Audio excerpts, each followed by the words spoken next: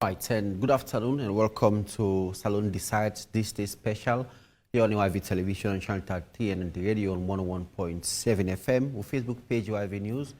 And if you drop your comments, and we'll definitely thank them for hearing your comments. Them. My name is David Yemi Wilson, and I also got with me Victor Hrcsl, Esquire, the Vice Chairperson for the Human Rights Commission inside Salon. Human Rights Commission still observe the process with regards to the aftermath of the election, and they also make some recommendations. We can't talk on that there as well. Welcome to the show, Victor.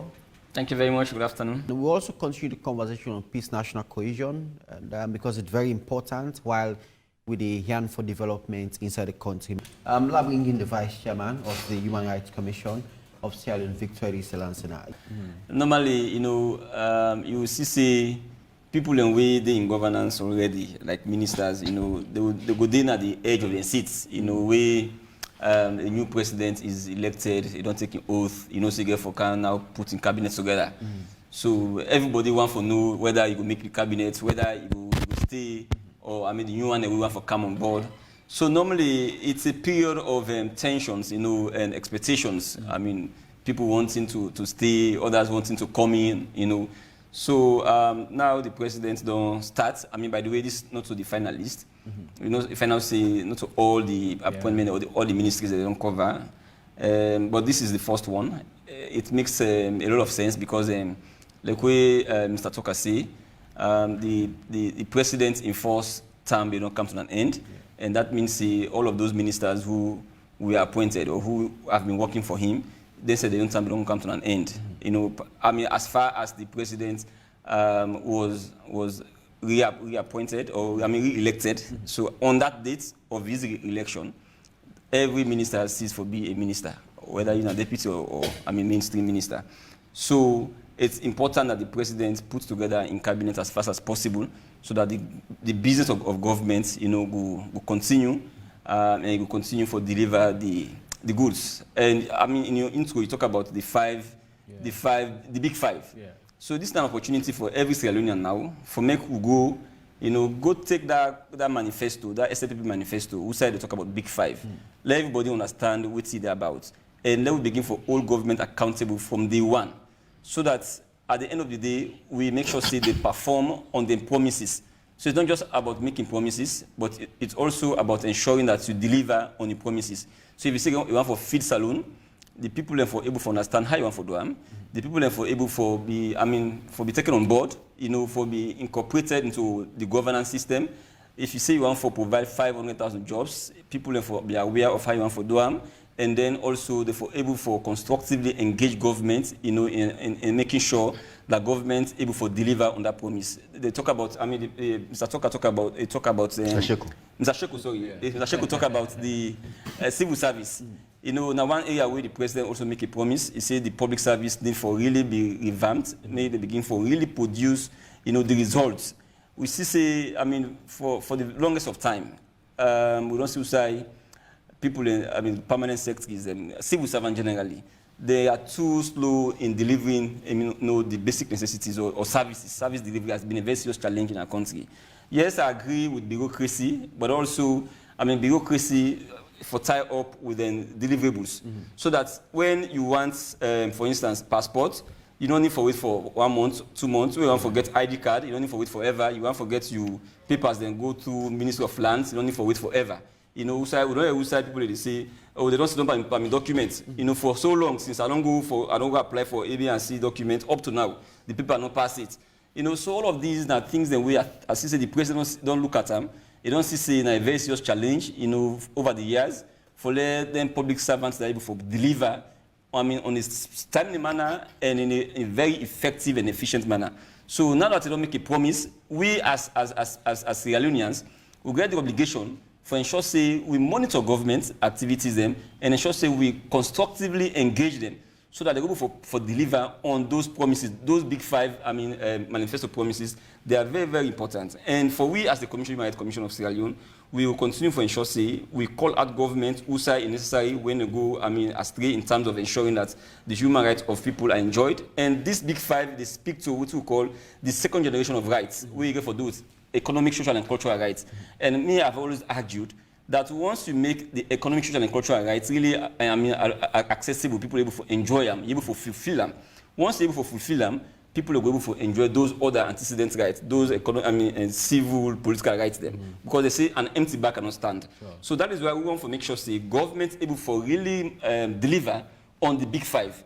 I bet you if government able to deliver on the big five, Sierra Leone would be a better nation after 5 years. So from day one, Sierra Leoneans them will call upon una, let everybody put us on deck for let we begin call out government constructively for make they go able to do what they don't promise the people. When they promise, it means say they don't already begin they get the foundation. Yeah. You know, they say blind man no go see at the stone, you know all the stone is, you know stand it. So we believe say with the promises that the government make, with the president make, and that was the reason why they vote for him, and on the first ballot, it's high time for we, you know, for let we really think say government get for perform, get for deliver, and this new appointment and then this new cabinet, we hope say there could be, people who are able to perform. We don't see say some man in the way they don't already go, and the president already don't is the up because of previous performance. You know, the track record of performance. For instance, David Senge, I'll just single out.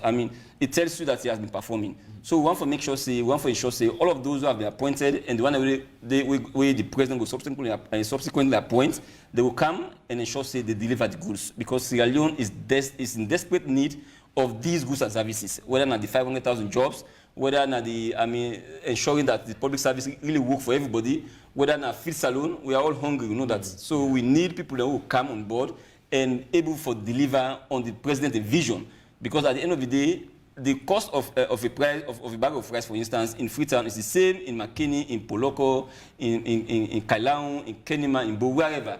So we want a government, as the president make the promises, for make them able to deliver on those promises. And Sierra Leoneans them ordinarily get the obligation for all government accountable, but constructively. You know, we don't want to see like what's been happening in the past 5 years. People will take upon themselves, you know, take the laws into their hands. We will even lead to injury or loss of lives, you know, on people. But that is not the way to go. Yeah. The way to go is to constructively engage government on the manifesto promises.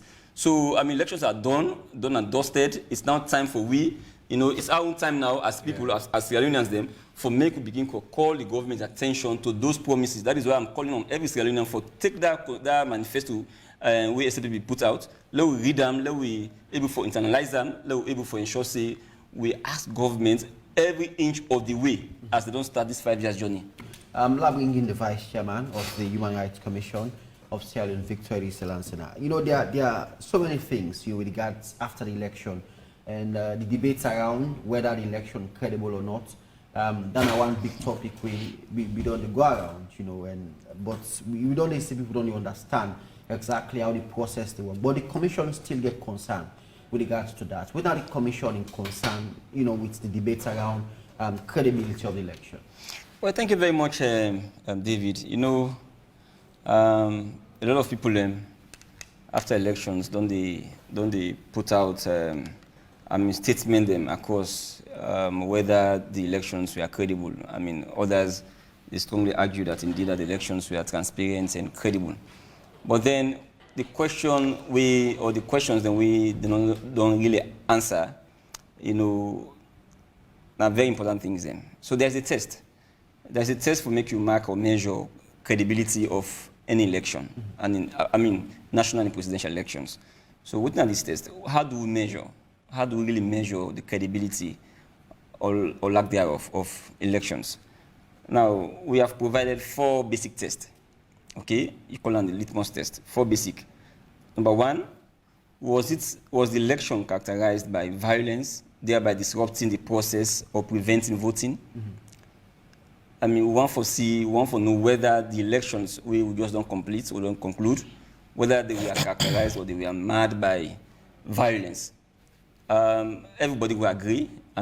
With all the reports we don't put together, we don't see it was very clear. We, as a matter of fact, as a commission, we put out about 170 monitors across the country, and we monitor the elections and throughout.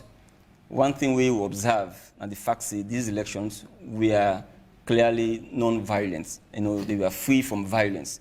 So that first limb of the test, that first aspect of the test clearly the election management bodies, then particularly so the Hrcsl, they passed them very well, and also the security sector. You know, over the years, we past elections, then we don't see who say police officers, them, I mean military officers, then they go disrupt voting process. You know, tear gas canisters, people then just disperse, and then they do what they want to do. Rogue elements then will do ballot stuff and so on and so forth. But in these elections, you know, we see clearly there were no violence. As a matter of fact, now the Hrcsl personnel them be on attack in few places. Some of them even sustained injury.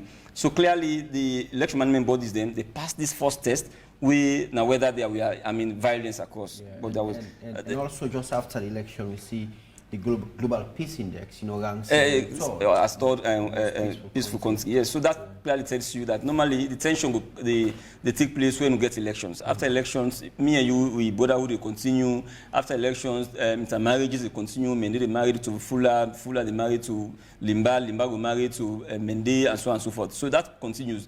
Religious tolerance continues even after elections. So everything continues. That is why Sierra Leone is still, a beacon of peace. We don't go through 11-year civil war. We see what happen. We don't decide, say, we need to continue for live together as the people. So the commission want for this opportunity, by the way, for congratulate every Sierra Leonean. We come out on that day for make them exercise their right to vote. People really come out, you know, and we are very happy that they were given the opportunity for many exercise their rights to vote. Even those, in some cases, voting will be start early, but at the end of the day, everybody votes. And also want for this opportunity for really thank the security sector. This time around, they were really, really professional. When you compare to previous elections, then, by the way, me, I don't vote. These are the fifth elections where I don't participate, where I don't vote since the end of the war. So I get a clear knowledge, a clear picture of how previous elections don't take place. So this time around, we see the security sector, they were really professional, and we want them for me to continue to be professional throughout. The number two of the test, now we are polling stations located in hideouts to make room for ballot stuffing. You want to know exactly whether polling stations, then who people forget access for go vote. They be located in hideouts, then place them where easily people can go able for manipulate, election, whether political parties or Hrcsl personnel, them, whether they go easily able for manipulate or do ballot stuffing. But what we see in these elections, all of the polling centers, the stations, them, we are, very clear, we're able to see them, people able for get access to them. So there was no room for make you go do ballot stuffing. So yes, also, Hrcsl passed this test. They make sure, say, these polling centers, them, polling stations, them, they were, placed or located in places that were very open. Even ordinary Sierra Leoneans, after they don't vote, then stay around, they see where they count throughout. Then another name of the test, now that we are observers allowed to observe the elections, whether local and international. We all know, say, Hrcsl was really bold enough for making them give over 15,000 accreditations to both local, combined local and international observers then. And also even political party agents then. We are given the opportunity to, to each political party for make them able to observe the elections across the country. So Hrcsl also passed this test. They make sure, say, they were bold enough, then give out accreditation so that everybody will foresee clearly. Kujuma keep talking local balance, so that people then get opportunity for make sure, say, they see what's in the process, how the process go on. And then the last limb of the test. Now we are citizens prevented from voting. They will prevent people from voting. People they will not be for vote. We not say when election starts. At some point, Hrcsl will get some logistical challenge. Some people and some staff and the ad hoc staff them will be employed. They not be able to turn up. So that will give some challenges. But at the end of the day, like we, the Human Rights Commission of Sierra Leone, any way we get that kind of notification, because by the way, we also get we situation room, we receive over about 7-8 calls them across the country about human rights issues them. So one of their issues then they now be the struggle with some people, the struggle, some voters they struggle for making them vote. Yeah. So we intervene and we find out, we make sure, say, everybody was given the opportunity for vote. Hrcsl and other election management bodies then be able to give opportunity to everybody for vote. So every voter, even if you know, get ID card. Remember, say there were hue and cry before the elections about ID card, no clear, no this, or a person don't collect the ID card. All those whose names were on the voter register, they were allowed to vote. So Hrcsl also passed this test. So for we, if you don't pass this test, all of the questions there, they answer them in the affirmative, in the positive. In other words, yes, there were no violence to the point that the credibility of the elections was questioned. There was none except for few instances where ECSL, the CSEC and the common attack. We see the polling stations that we are, located in very clear and accessible places. Them. And also, we see there were observers across the country, local, international observers, and citizens, lastly, were allowed to vote. So once all of these questions have been answered, positively, clearly, yes, citizens were allowed to vote. It's clear that the elections were really clear, free from violence, they were transparent, and they were credible. So it is very clear that we have learned a lot as a nation. We have come a long way. Like I say, after the war, we don't conduct about 5 successive elections. The Constitution makes provision that every electoral cycle after every 5 years.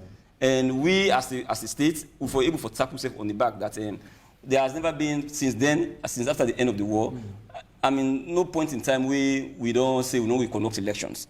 Elections have been conducted since then. And we don't do some transition from one political party to the other, from one government to the other successfully. So we have come a long way as a state, as a nation, and we need to really be proud of our achievements. We have a long way to go. Having said that, we still have a long way to go. There's much more for we to do as a nation, but we are coming on. We are coming of age for ensure, say, with democracy, will become a beacon in Africa. Yeah. We look at whether UK or US, their democracy is as old as 200 years or more ago. We want democracy. We just come out from 21 years ago. So we get a lot for land, and we are learning, and we are also making progress. We see Sierra Leone is a peaceful nation. Sierra Leone is trying to ensure that it strengthens its democracy.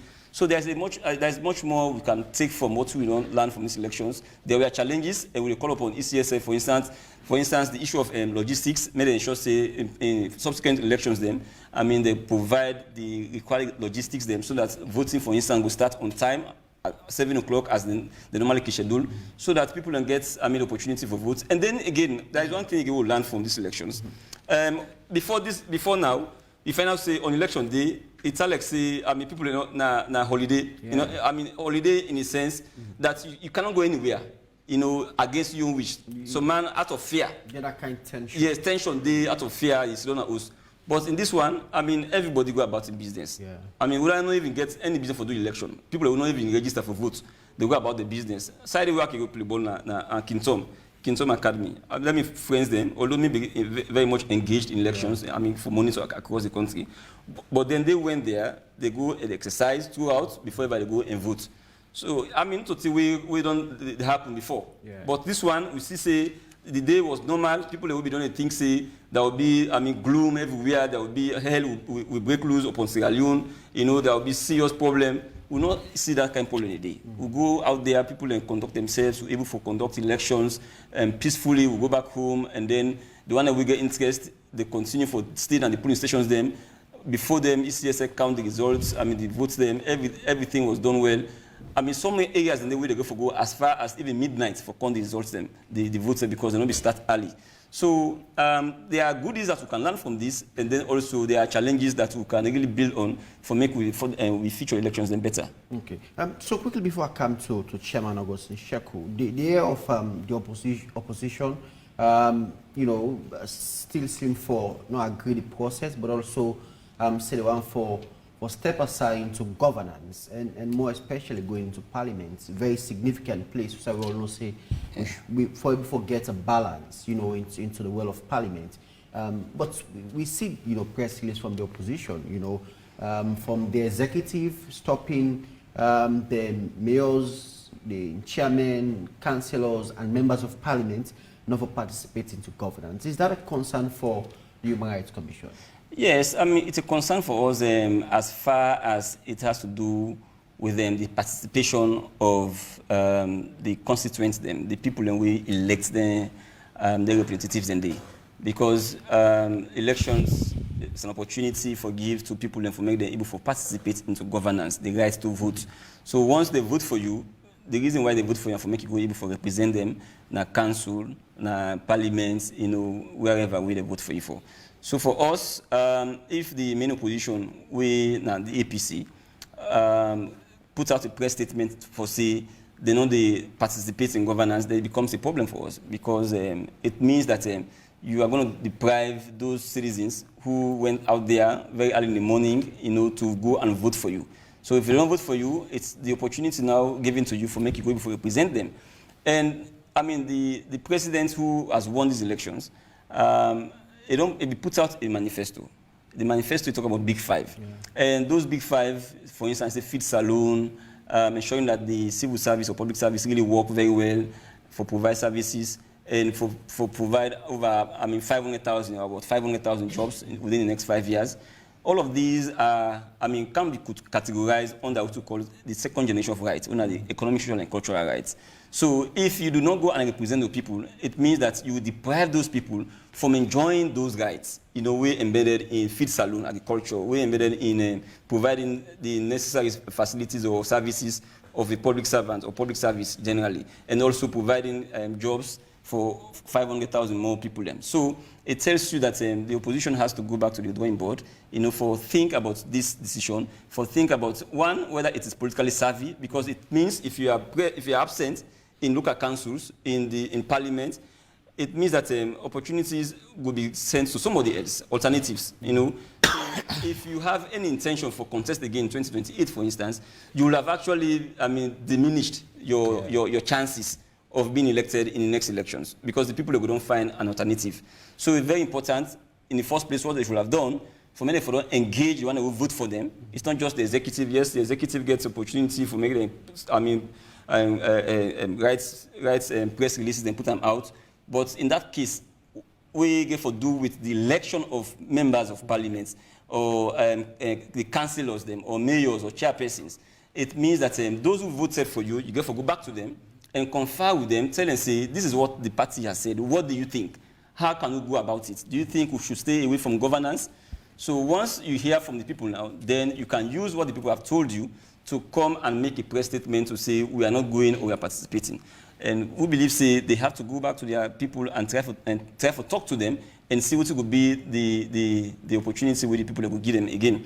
There are young people, women, young men, we don't come into governance through the election day. Whether the city councils or the parliament and so on and so forth. We're the very first time, somebody in the very first time going to parliament. Now you want to deprive them of the experience, of a parliamentarian. I should say this decision no go really stand the test of time. I'm quite sure that those who are beneficiaries of that election, not the APC, they must talk to the leaders there, for making them understand, say, they have to go and represent their people. Yeah. People don't vote for them. They need to go back and give to their people. Some might not even spend a lot of money. Some might not spend over 50 to 100 million, you understand? For making you able to get symbol, for making you able to get, organizing campaigns, across in constituency as the case may be. And now you see me can go to parliament or council. I'm sure, sitting here, I would say it's a decision really temporal. So me, I'm not really worried. Although it has to do with the voice of the people who voted. But then I'm sure that very soon it will come to an end. The most combat. By the way, this is not the first time. We had threats. In 2012, we STP lost. They began to make threats to the Nogugu. I think even in 2018, there were similar threats that the Nogugu participate in governance in 2018. There were similar threats. But at the end of the day, they saw reason why they have to go and be part of governance, the governance architecture of this country. So Sierra Leoneans therefore understand, say, elections are over. It is time for come together, for let we hold government accountable on their promises. They have made very lofty promises, and it is our own time now for me to call them out, along the way, hold them very much accountable to we, because now we give them power. So everybody gets a responsibility. And that responsibility will for really ensure, say, we all are stronger one and get government for provide the necessary resources, the necessary, the enabling environment. They could go to brother, they say, you want to create an enabling environment for the young people, for many go able to harness their potentials. So we as a citizen, or we as citizens then, we get the responsibility, the onus, for make sure, say, we hold the government accountable constructively on the Big Five, where they don't talk, say, they put forward and they will deliver on that. Now, with responsibility that elections are over, we need now to go make sure, say, our government produce within they don't promise. Even the one that we vote for, I mean, from the APC wing, they don't make promises. I mean, during the campaigns, which they go do for Freetown, for instance, for McKinney or for Poloko, District Council, everything. They have made promises. So now an opportunity for we as people of Sierra Leone for make all those our leaders who don't appoint, who don't elect, for all them accountable on their promises. So it's not just about central government, it's central government and also local government. For me to ensure say those promises where they make, they're able to live up to those promises. So that, I mean, we are in desperate need for services to be delivered. Sierra Leone is still one of the poorest countries on earth. That narrative has to change. You know, so it behooves on all of us as citizens, whether you're in governance or you know ordinary Sierra Leonean, you're about, I mean, you Okada riding or Keke riding, as the case may be, ordinary Sierra Leonean, even a child, we all come on board for ensure say we hold government accountable constructively on every promise we will make. And I mean, holding government accountable also does not mean that you have to take the laws into your hands. I have to state this, because we get a very bigger responsibility by the Constitution we place on we. The Constitution in Section 13 say every Sierra Leonean, for instance, for be patriotic, and it says the loyalty we forget for a country, it will surpass all other loyalties. Them, it even make mention of them. It say whether now a political loyalty, now a tribal loyalty, now religious loyalty, but the loyalty to the state, it will surpass every other loyalty, and that responsibility is for all of us, whether you are a public servant, whether you are an ordinary Sierra Leonean. That loyalty will for always uphold them and ensure say we don't take the laws into our hands. And inside that same section 13 day, it talks say Sierra Leoneans that wherever you belong to, wherever you day, whichever community will day, it say for ensure say you render assistance to law enforcement authorities them for many able for deliver justice, for many people for deliver law and order in their society, in that community which you belong to. Okay. So we get an opportunity as Sierra Leoneans then for all government accountable, but constructively, without taking the laws into our hands, we will lead to injuries, we will lead to problems, you know, for all, I mean, for us, for we as individuals and for the community. We're not even forward now, you know, the election undone, and the president is about 10 or so days, you know, since he voted for by you know 56.17% people across the country, and it don't call say low move on. It's time for development, and we need to move on while we talk about peace and national cohesion. Also, development it take place. Yes, thank you very much. So it's a very important question. So there are two things here. The president already don't extend an olive branch to the opposition APC. Another I mean opposition parties them for me to come and work. So we expect that it not just stop at a mere statement of that nature, for take practical steps for ensure say I mean bring them on board, because I mean he's the president of not just like you had, not just for LCPP or Southeast, he's the president of the people of this country, and he himself has said so. And that is one. But number two, also on the other end, on the flip side of it, the opposition, we don't lose elections, therefore accept they have lost the elections, and therefore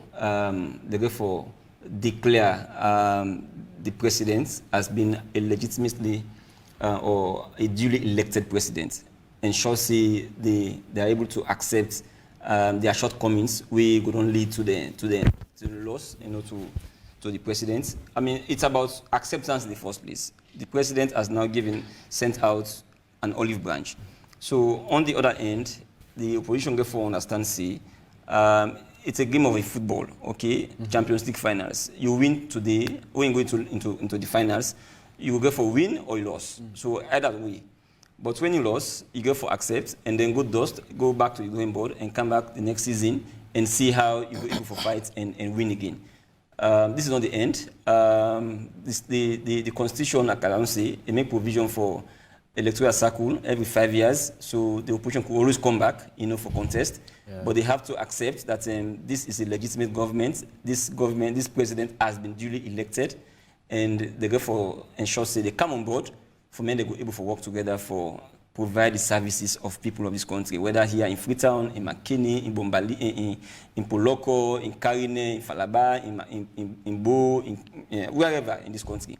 So we also call upon the president. He has made a clear call. He has extended the olive branch, but he also has to ensure that he takes practical steps, because now in the Kumbra, he takes practical steps to make them able for talk. In 2018, we see the former president, Dr. Nesbek Oma, the Kana State House, they had a meeting.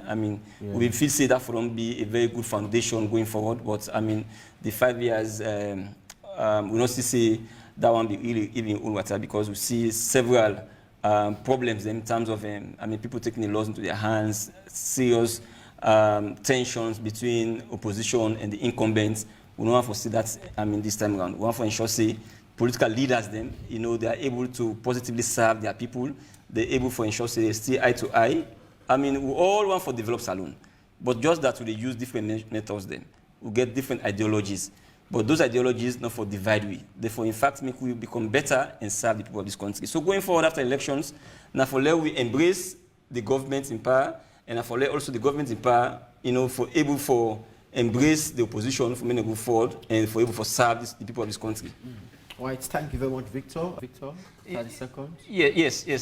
So, Sierra them, we also want for this opportunity as a commission for call on everybody for we support with various elected representatives them in parliament, in local council, wherever, and we also call upon the the president and then cabinet ministers there for make the ensure say, of course, going forward, this big five it becomes alive, and then also to the opposition. The last statement to the opposition. Now a honorable thing for make you take the phone for call the one we win in every election. That is what should be the culture. And when you feel dissatisfied, there are processes. For instance, the court is there for ensure say you're able to address your grievances.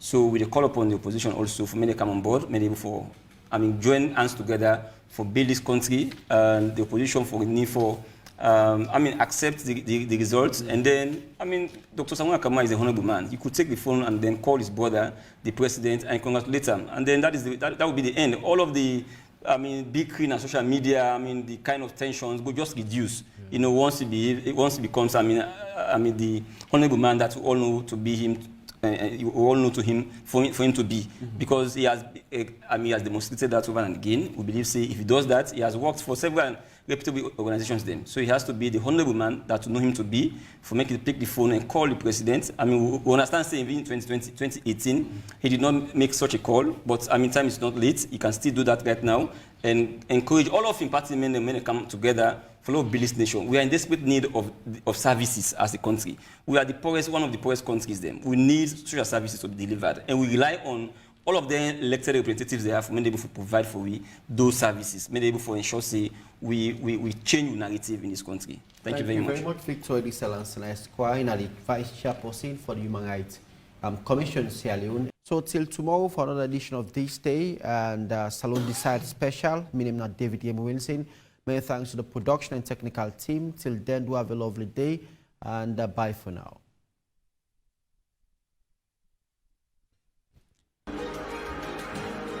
afternoon and welcome to This Day for the live on TV on